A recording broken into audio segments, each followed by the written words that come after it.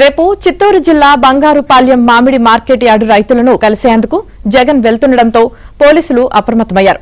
జగన్ కు భద్రత దృష్ట్యా షరతులతో కూడిన అనుమతి ఇచ్చినట్లు చిత్తూరు జిల్లా ఎస్పీ మణికంఠ తెలిపారు.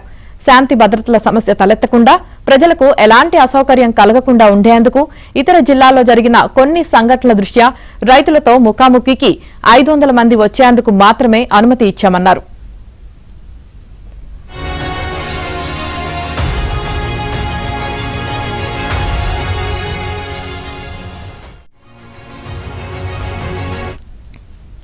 జగన్ హెలీప్యాడ్ వద్ద 30 మందికి మాత్రమే పర్మిషన్ ఇస్తామని పోలీసులు చెప్పారు.